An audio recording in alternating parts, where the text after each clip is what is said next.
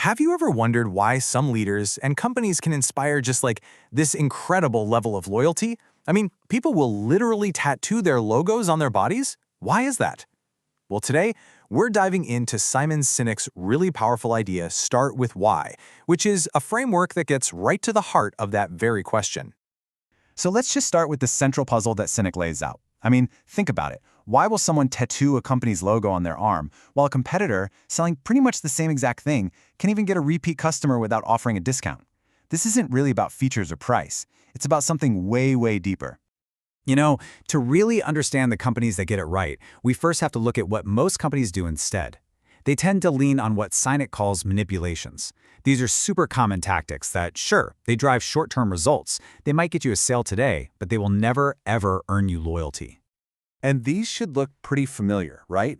Price drops, BOGO promotions, fear-based ads, buy our insurance or risk total disaster. Then there are the aspirational messages, 6 easy steps to a brand new you. And of course, good old peer pressure. 4 out of 5 dentists agree. Sinek argues that all of these, they're just manipulations. Yeah, they can trigger a sale, but they don't build a real, lasting connection. Sinek is just brutally honest when it comes to competing on price. He calls it a heroin for businesses. And that's a perfect analogy, right? It feels great in the short term. You get that quick hit, but it creates this incredibly dangerous addiction. You start attracting customers who are only loyal to the deal, not to you, not to your brand. And you just become a commodity in a race to the bottom that is basically impossible to win. So if all those manipulations are a dead end, what's the alternative? Well, this is where it gets really cool. Sinek discovered a simple but incredibly profound pattern that all inspiring leaders and organizations follow, whether they even realize it or not. He calls it the golden circle. Okay, so picture 3 concentric circles. Right at the very center, you have the why. This is your purpose, your cause, your belief. It's the whole reason your organization even exists. The next layer out is the how.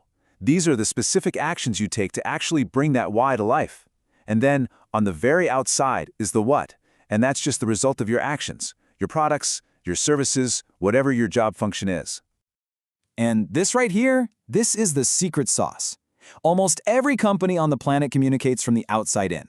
They start by telling you what they do. Maybe they'll explain how they do it, but they almost never get around to articulating why.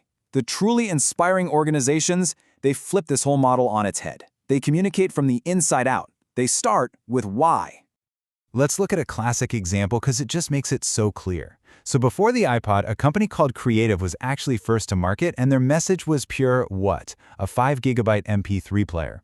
Okay, then Apple comes along, enters the exact same market, but they lead with why. Their message, 1,000 songs in your pocket. See the difference? One sold a feature, the other sold a feeling, a benefit. And, well, the rest is history. But here's the absolute kicker. This isn't just some clever marketing gimmick or, a matter of opinion. Sinek's biggest insight is that the golden circle is actually rooted in our biology. It aligns perfectly with how the human brain actually works, and that's exactly what makes it so incredibly powerful. So think of the human brain in layers, just like the circle. It's wild. Our outer neocortex, that's the newest part of our brain. It handles all the rational, analytical thought and language. That's our what brain.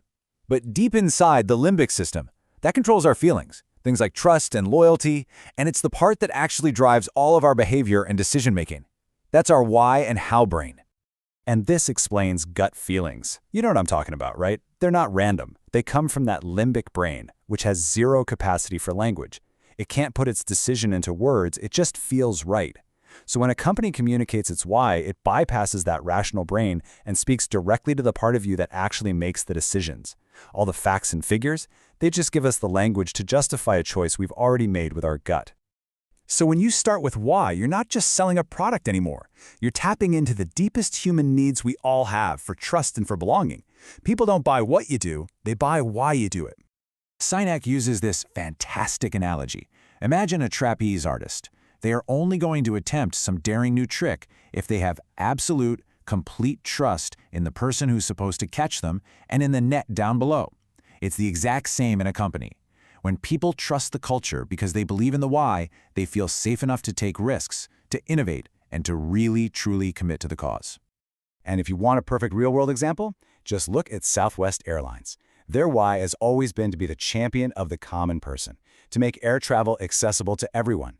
They built their entire company around this idea, starting with their own employees. They hire for attitude, right? They create this incredible culture of trust. And the result? Legendary customer service and customers so loyal that after 9/11, some of them actually sent the company checks just to help them out. I mean, who does that?